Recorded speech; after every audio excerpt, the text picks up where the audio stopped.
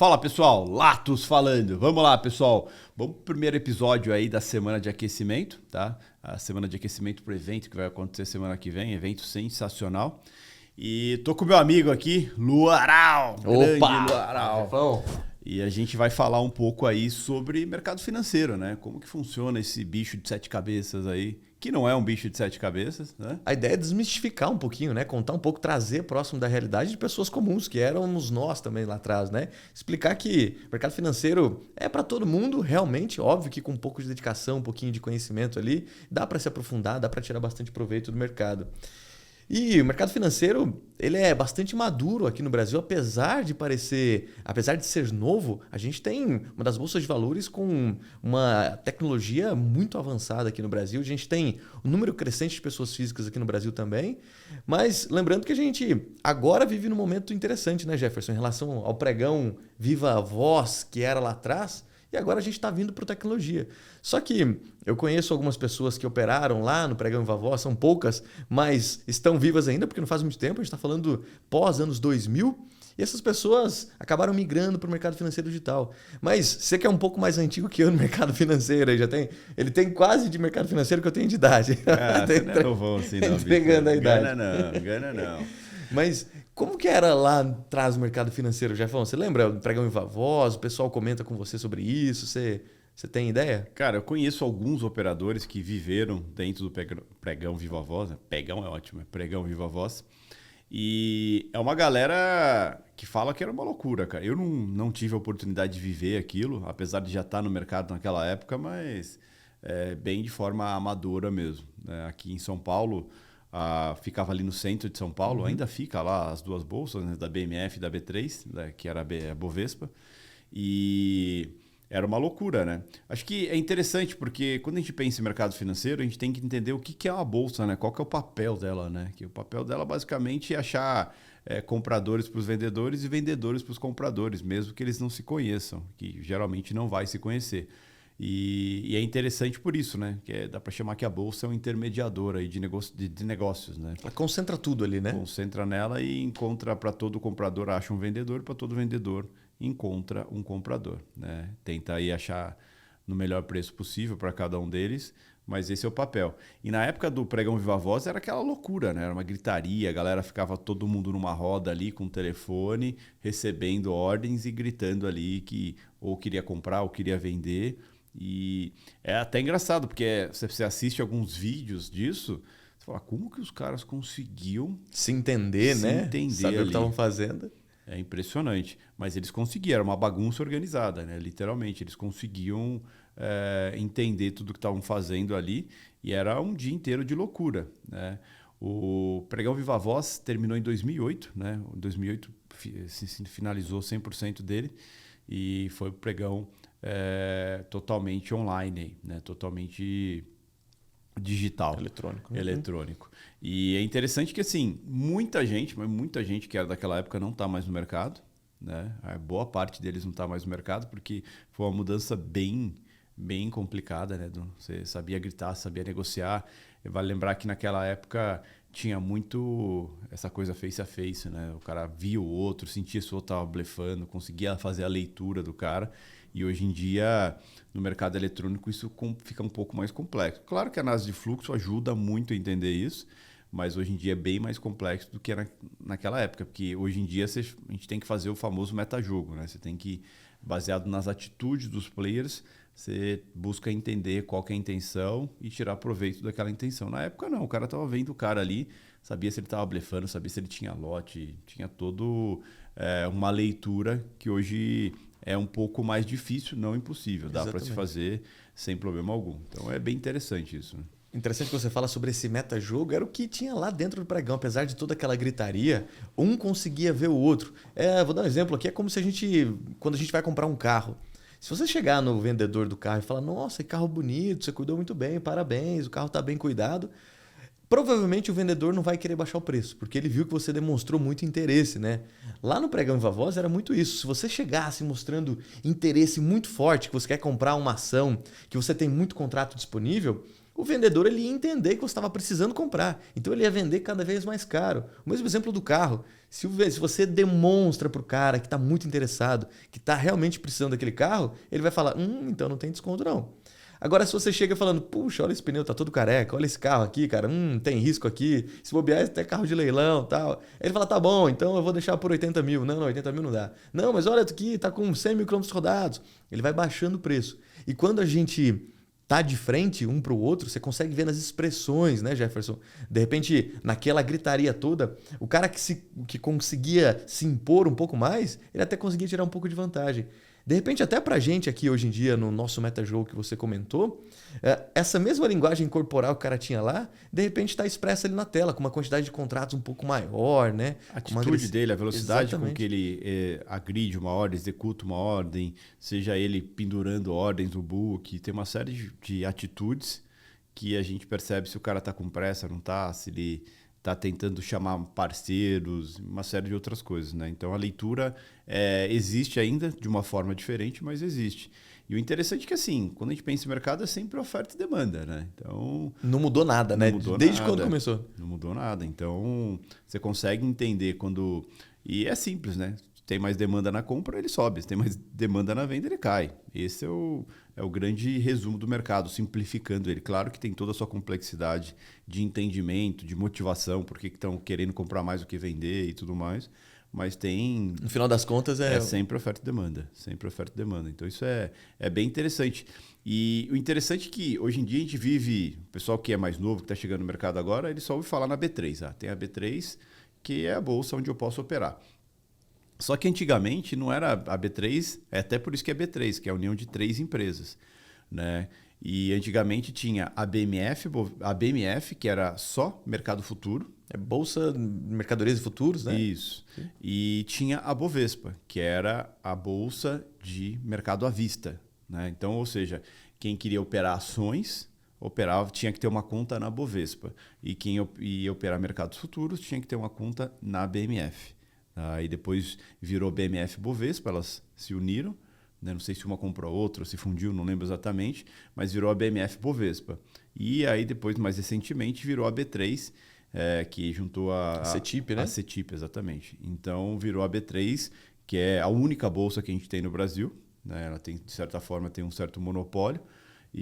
Mas é uma bolsa gigantesca, uma bolsa eletrônica, uma bolsa super tecnológica, onde você tem uma infinidade de ativos que você pode atuar ali dentro, né? Hoje em dia, até mesmo ativos internacionais você opera aqui dentro da B3. Então, o mercado cresceu muito, o número de pessoas dentro da B3 cresceu muito, né? Principalmente pós-pandemia, que os juros caiu muito, né? A taxa de juros ficou muito baixa. A renda fixa começou a não ficar mais interessante. A pandemia ajudou bastante, porque muita gente estava em casa, não tinha o que fazer, abriu conta na bolsa e foi tentar esse mercado, né? Mas vale lembrar que muita gente, esse é o problema, muita gente vai tentar o mercado sem entender o que é, sem aprender o que é. E aí, tanto é que a gente tem aí quase, acho que já deve ter chegado a 6 milhões de CPF, mas ativos não chega a 10% disso. É muito pouco, né? Que operam diariamente, né? Exatamente. Acho que justamente essa pausa, ou essa sessão do pregão Viva Voz foi justamente para deixar mais atrativo, né? Deixar mais moderno. Então, pararam as negociações Viva Voz, aquela gritaria, trouxeram todas as negociações para o mercado eletrônico e fica muito mais fácil para a gente comprar e vender, muito mais acessível. Mais democrático. Mais democrático. Democratizou, acho que é essa a palavra, Jefão. Democratizou absolutamente o mercado financeiro. Então, antes lá, a gente tinha a máxima de que o mercado financeiro ou era para alguém muito rico, ou você tinha que ser filho de alguém muito rico, ou era para alguém do mercado financeiro já que tinha histórico. Hoje em dia não, com poucos reais na tela do seu telefone ali você consegue comprar um tesouro, comprar algum produto do tesouro, na verdade. Você consegue negociar uma ação, uma ação fracionada. De repente você quer comprar uma Magazine Luiza, você quer comprar uma ação, você vai pagar R$4, né, numa ação. Fora isso, tem o mercado futuro, que a gente opera também, que são os contratos com vencimentos. Depois a gente vai entrar nesse detalhe, mas percebam a infinidade, né, a democracia que virou o mercado financeiro e a facilidade que é para negociar isso. E foi interessante que, durante a pandemia, as pessoas acabaram ficando um pouco mais em casa, né? E foi interessante ver esse movimento, estava junto com você durante toda essa jornada em relação à pandemia, ver o número de pessoas físicas que acabaram se interessando, porque as pessoas ficaram de home office, acabaram ficando um tempo maior na frente das telas, né, de celulares e também computadores, e acabaram ficando um pouco mais curiosas em relação ao mercado financeiro. E foi justamente essa democratização, viram que não é um bicho de sete cabeças, né? Que dá para fazer alguma coisa ali dentro, obviamente com conhecimento, com conteúdo. E esse número na pandemia praticamente dobrou, né? A gente tinha 1 milhão, quase 2 milhões ali, lá no comecinho. Esse número foi para 3, para 4, para 5, agora praticamente 6 milhões de pessoas. Então, é uma crescente muito alta. E a gente está surfando aí a crista da onda, né? Pegando um timing perfeito, né, Jefão? Não, total, total. Acho que... eu lembro na época que eu comecei, que era tudo difícil para abrir conta, era uma papelada que você tinha que levar na corretora. Reconhecer firma. É uma série de coisas complicadas. Hoje em dia você faz tudo pelo celular, online, não precisa nem documentação, geralmente tira uma foto ou algo do gênero. Então, democratizou muito, ficou muito mais simples, não fácil, mas ficou muito mais simples. Tem a questão de conteúdo, né, para se aprender mercado financeiro. Na minha época não tinha, cara. Não tinha. Quando tinha era inglês ainda, né? Você tinha que comprar um livro lá de fora, trazer para cá. Não, era terrível, era terrível. E hoje em dia tem essa democratização, tem muito conteúdo bom. Claro que tem muito conteúdo ruim também, né? Gente que desinforma, desinformar. Mas se procurar, tem muito conteúdo bom.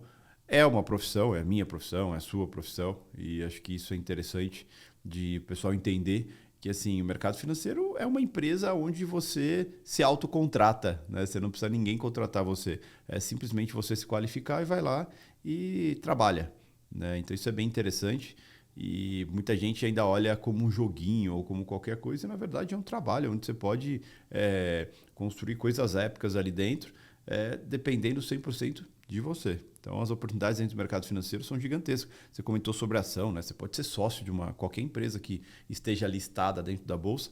Vale lembrar que até comentar sobre a questão do IPO, né? Geralmente uma empresa, quando ela está a um certo tamanho e ela quer crescer mais, ela tem duas formas. Ela pode ir num banco, emprestar dinheiro, pegar dinheiro desse banco, né? Mas depende do valor que ela precisa para crescer, o banco não vai dar esse dinheiro ou se der, vai custar caro esse dinheiro. E ela fica com 100% do risco, né? Exatamente. Então, geralmente a empresa faz o quê? Faz todo um processo de estruturação para fazer um IPO e ela pega um pedaço, né, uma porcentagem da empresa e vende para o mercado financeiro. Né? Vende para investidores e depois essas ações são negociadas dentro da bolsa. Né? A gente tem o mercado primário, que é o dinheiro que a empresa vende, esse dinheiro vai para a empresa para ela reinvestir nela para crescer e tudo. E depois vem o mercado secundário que a gente pode participar, que é o mercado que a qualquer hora a gente pode ir lá comprar uma ação da Petrobras, comprar uma ação da Vale ou qualquer outra empresa que a gente queira. Né? Seja no fracionário, comprando de pouquinho em pouquinho. Enfim, é um mercado onde a gente pode ser sócio de grandes empresas e ao longo do tempo essas empresas rentabilizam a gente tanto com o aumento dessa ação, né? Comprei a 1, ela foi para 2, se eu vender eu ganhei 1, claro, tem que pagar imposto, tudo, mas também tem a possibilidade de falar assim, eu comprei essa ação e nunca quero vender. E depende da ação que você comprou, você tem direito a dividendos, né? Que é parte do lucro da empresa.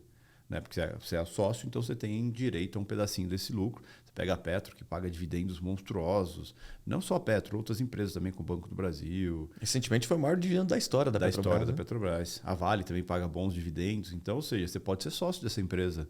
Né? E também você pode girar ações dessa empresa. Né? Então, digamos que eu... Esse é um ponto interessante, já que você entrou nesse assunto. No mercado financeiro, a maioria das pessoas conhecem a forma de investimento. Então, eu vou comprar uma ação para casar com ela e vou passar o resto da minha vida com essa ação da Petrobras. O que não tem nenhum problema. Esse, de repente, seria o investidor, esse cara que está comprando um título público, esse cara que está comprando uma ação para receber dividendo, para ficar com ela esperando uma valorização. Esse cara provavelmente é o investidor. Aí a gente tem, de repente, duas classificações aqui importantes, que é o investidor, esse cara que está olhando para um longo prazo maior, e também tem o especulador. Você consegue passar para a gente essas duas linhas? Perfeito, perfeito. Investidor é o cara, exatamente isso, é o cara que não tem pressa, né? Ele quer ser sócio literalmente daquela empresa, ele quer investir. Exatamente, ele quer investir, ele quer ter um retorno financeiro, mas a longo prazo. Ele não tem pressa ou não tem preocupação. Às vezes ele tem outra profissão, mas ele tem um capital e quer rentabilizar esse capital sem colocar ele muito em risco. né? Aí geralmente ele vira um investidor, seja comprando ações, seja comprando títulos, seja comprando debêntures de empresas, né? Que é empresas que emitem dívida, que nem o governo. O governo emite dívida através do Tesouro, né? Ele vai lá e vende títulos com vencimento, sei lá, 2, 5, 30 anos e paga uma taxa para esses investidores, né? Por ele estar emprestando dinheiro, esse investidor está emprestando dinheiro para o governo. Para empresas é a mesma coisa, né? Só que chama debêntures, onde você compra esse título, você está emprestando dinheiro para a empresa. Às vezes uma empresa prefere pegar emprestado, emitir debêntures do que ir para um banco pegar esses empréstimos. Pode ser em ações também. Então, isso é um investidor. O cara está olhando para longo prazo. O que é longo prazo? 3 meses, 6 meses, 1 ano, 5 anos. Depende do perfil do investidor. E existe o especulador, que é o que eu faço, que é o que você faz, que é o cara que faz giro todo dia. Né? O cara que busca se preparar, entender o que pode movimentar o mercado naquele dia, né? E busca trabalhar essas oscilações, seja de alta, seja de baixa. E aí você não tem limite, né? Você não tem limite, você pode praticamente atuar em qualquer mercado, seja no mercado acionário, no mercado de opções, seja no mercado futuro, que é o mercado que eu sou especialista, que é o que eu faço todos os dias, que é operar dólar, operar índice, né? Que são ativos voláteis, ativos que reagem muito ao que está acontecendo dentro no intraday. Né? Então, a gente acaba tendo que ter um entendimento de mercado mais profundo do que o cara que vai ser um investidor, que ele precisa entender no médio e longo prazo o que pode acontecer com aquela ação. A gente precisa entender no dia, todos os dias. Né? Então, tem uma diferença bem grande. Você pega o dólar, ele reage muito ao cenário macro, né? Ou seja, o que acontece nos Estados Unidos tem reflexo aqui, o que acontece na política nossa tem reflexo diretamente no dólar. Uma guerra, uma pandemia. Enfim, são N fatores que um indicador econômico, a fala do presidente da República tem um reflexo grande, a fala de um presidente de um banco central tem um reflexo grande. Então, a gente acaba tendo que se informar e se entender como tudo isso. E mais do que isso, entender qual reflexo pode ter isso. Aí, baseado nisso, a gente pega essas oscilações e tira proveito. Né? O mercado futuro, hoje em dia, é o mercado que mais tem volatilidade, é o mercado mais alavancado que tem, ou seja, com pouco dinheiro você consegue operar com um tamanho que te traz um retorno muito considerável, desde que você saiba o que está fazendo. Né? Porque senão, se você entrar como aventureiro ali, você vai se machucar, porque o mercado alavancado ele anda a favor rápido, né? Ou seja, traz ótimos lucros rapidamente se você souber o que fazer, mas tira todo o seu dinheiro rapidamente se você não souber o que fazer. Ou seja, não é um mercado para brincar, né? Mas é um mercado interessantíssimo. Hoje em dia é o que eu mais faço, tanto aqui quanto fora do país. Né? Aqui no Brasil eu atuo com dólar e índice futuro. Tá? E é um mercado fantástico. Eu sou apaixonado por isso, faço isso há muitos anos, construí toda a minha história e minha vida nesse mercado. Né? E é um mercado fantástico, acho que todo mundo deveria conhecer, mas mais uma vez, é um mercado para quem sabe o que fazer. Então, quero conhecer, quero entender isso, vai buscar conhecimento. Perfeito. Essa é a diferença do investidor para o especulador. Um exemplo, de repente, didático aqui. Vamos imaginar que eu tenho um dinheiro aqui, eu tenho, sei lá, 50 mil reais e eu estou pensando no que fazer com ele. Vou imaginar que eu quero investir esse dinheiro num carro. Um carro não é investimento, mas espera aí, eu estou comprando um carro para fazer Uber. Eu vou ter uma receita recorrente ali, estou investindo um dinheiro para comprar um carro para fazer Uber. Então, vou ganhar ali, sei lá, 3, 4, 5, sei lá quantos mil reais por mês. Agora, esse cara foi investidor. E você tem o especulador, que eu tenho os mesmos 50 mil reais, mas eu estou vendo que está todo mundo comprando, sei lá, um carro X. Carro HB20, está todo mundo querendo esse carro. Eu vou no mercado e compro esse carro para vender ele mais rapidamente. Eu estou especulando em cima de um carro. A gente faz exatamente esse tipo de especulação, só que dentro do mercado financeiro. Então eu estou comprando e vendendo ali o tempo todo. Só que você entende qual mercado está aquecido e qual carro o mercado está mais querendo. Tem um custo de mão de obra menor. Exatamente. Né? E qual justamente para você ter liquidez para sair e entrar rápido. A gente pode fazer day trade, por exemplo, qualquer ativo. Só que a questão é a seguinte, né? Quando a gente pensa em ativos, a gente precisa ter liquidez para entrar e sair a hora que a gente quiser. E o que é liquidez? É você, a hora que você quiser comprar, está disponível, a hora que você quiser vender, está disponível. E a vantagem do mercado futuro é que você não precisa ter comprado para poder vender, você pode vender sem não ter aquele ativo ou vice-versa. Tá? Então, a gente brinca que no mercado futuro você compra o que não existe e vende o que não tem. Né? Porque quando a gente fala mercado futuro, a gente está falando de contratos de derivado de alguma coisa. O índice futuro é um contrato derivado no Ibovespa, que é a composição de várias ações. Contrato futuro de dólar. Quanto o dólar vai valer daqui 30 dias. Né? Ou seja, eu não estou operando o dólar, estou operando uma possibilidade, o preço do dólar daqui a um certo período. Né? São contratos que não têm limite. Então, ações, por exemplo. Ações, a empresa vende um pedacinho da empresa e tem um X número de ações que está no mercado. Né? Se alguém for lá e comprar todo esse número de ações, pronto, não tem mais ações no mercado. E decidiram negociar, não tem mais ações. Contratos futuros, não. A diferença é que tem vencimento, ou seja, ele começa no primeiro dia útil do mês e termina no último dia útil do mês. Isso falando do dólar, o índice já é bimestral, tá? Ou seja, o vencimento são 2 meses. Mas, assim, enquanto ele está ativo, você negocia quantos contratos você quiser. Não tem limite, nem na compra, nem na venda. Desde que tenha uma contraparte para você, você pode negociar à vontade. E quando eu falo de liquidez, pensa um apartamento. Você tem um apartamento. Quero vender esse apartamento amanhã, eu consigo? É um pouco mais difícil, né? Pouco provável. Você vai ter que reduzir muito o preço dele para talvez conseguir liquidez rapidamente. Tá? No mercado a gente busca muito isso. Existem vários ativos que você não tem liquidez. Você compra e você vai demorar um tempo para vender no preço que você quer. Ou comprar no preço que você quer. O mercado futuro não. A liquidez está na tela o tempo todo ali. Você consegue entrar a hora que você quiser, você consegue sair a hora que você quiser. Então, essa viabilidade é muito interessante. É muito interessante mesmo. Essa agilidade que você tem, principalmente no day trade. Né, que é o giro ali do dia a dia, às vezes faz operações rápidas, que você quer entrar e sair, pegar uma diferença de preço rápido ali, você consegue. Né? Então é bem interessante, mas tem que saber fazer. Tinha uma coisa que me deixava bastante em dúvida lá atrás, assim, antes de eu conhecer o mercado financeiro. Eu escutava no Jornal Nacional o William Bonner falando, olha, o dólar subiu 1%, subiu 2%.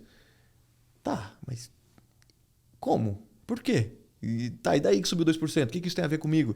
Ficava muito distante da nossa realidade. Né? Hoje em dia, é o nosso trabalho entender o porquê que subiu 1%, tirar o proveito disso e entender o cenário para o próximo dia. Você sabe que hoje em dia sou eu que conto para os jornalistas o porquê subiu ou porquê caiu. A gente está vendo o que está acontecendo ali, né? Isso é sensacional. E quando ele falava, pô, o dólar subiu 1%. Tá, mas e daí? Ele gastava ali 1 minuto do Jornal Nacional para falar disso. Deve ser importante, mas o que significa eu não tenho a menor ideia.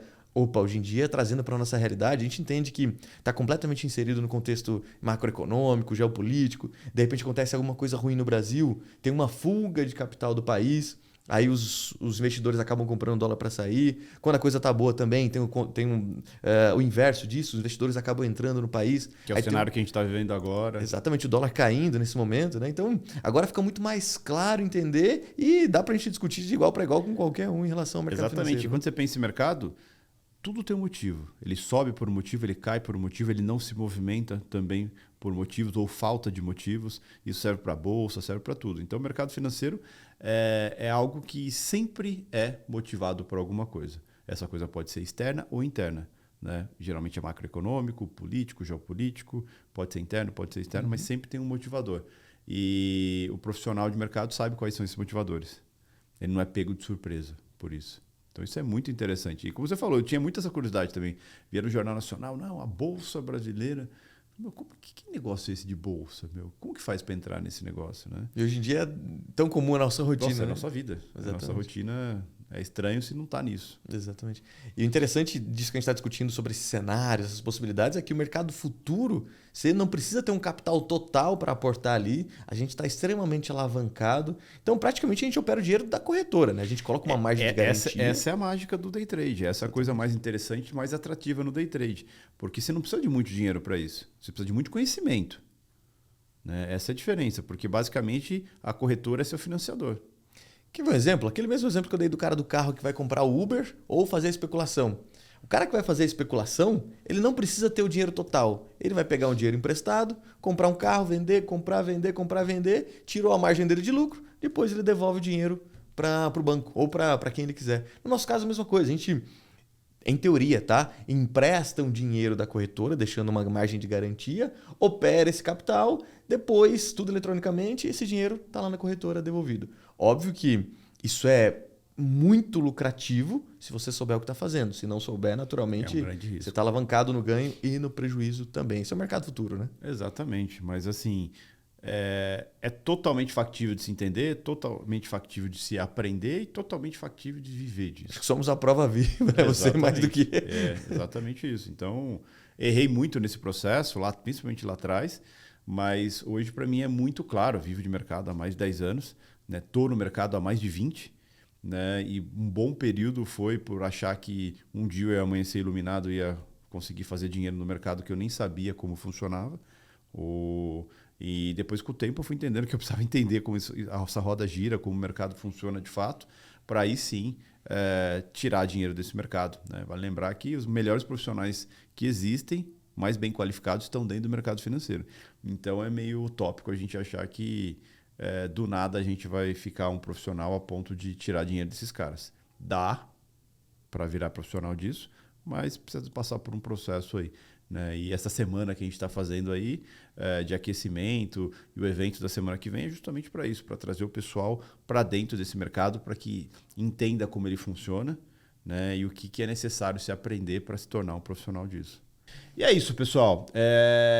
Esse é o primeiro dia da semana de aquecimento e amanhã tem mais. Durante toda a semana a gente vai ter conhecimento aí para vocês nessa semana de aquecimento, preparar vocês para que vocês cheguem no evento da semana que vem muito, muito pronto. Tá bom? É isso. Te vejo amanhã no próximo vídeo.